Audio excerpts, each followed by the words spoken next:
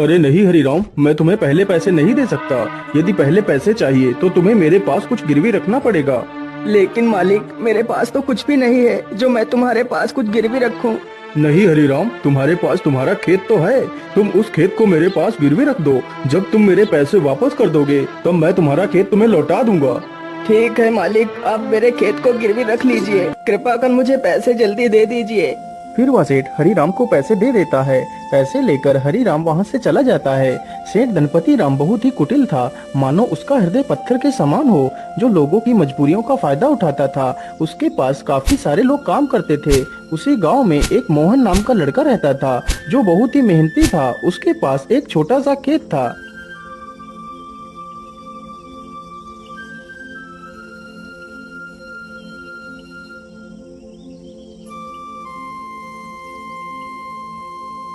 अरे मोहन बेटा, जरा पानी वानी तो पी लो। तुम तो कितनी मेहनत करते हो। हाँ चाचा, क्या करूं, बिना मेहनत के तो कुछ होगा भी नहीं। हाँ बेटा, तुम्हारी इसी मेहनत की वजह से ही तुम इस छोटे से खेत में दोगुनी फसल उगा पाते हो।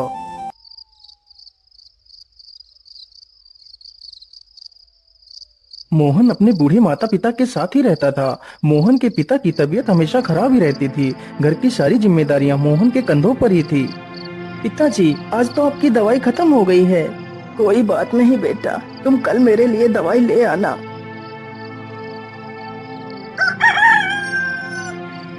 मोहन सुबह उठकर अपने पिता के लिए दवाइयाँ ले आता है।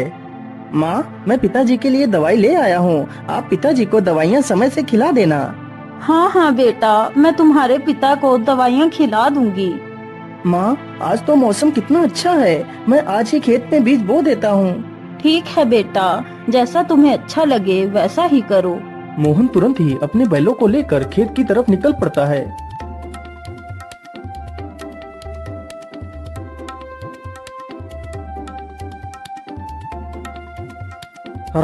चल चल चल चल चल, आज हमें इस खेत को जोतना है और इसमें बीज बोना है। मोहन कुछ ही देर में सारा खेत जोत देता है और बीज बो देता है।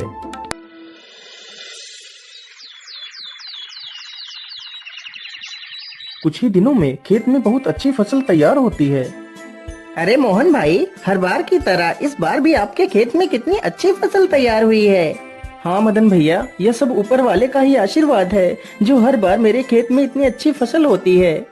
वे दोनों आपस में बात कर ही रहे थे कि तभी काले बादल छा जाते हैं।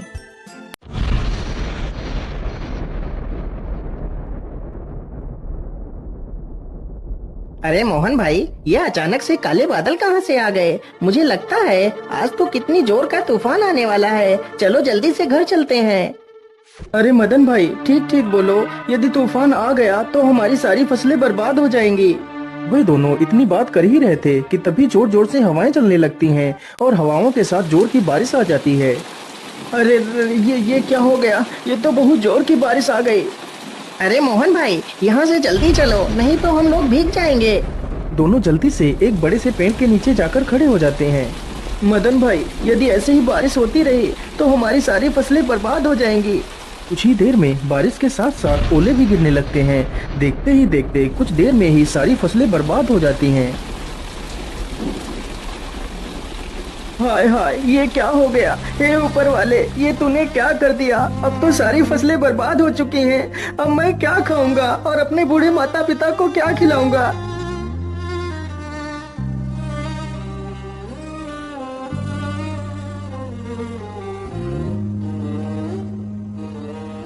बेटा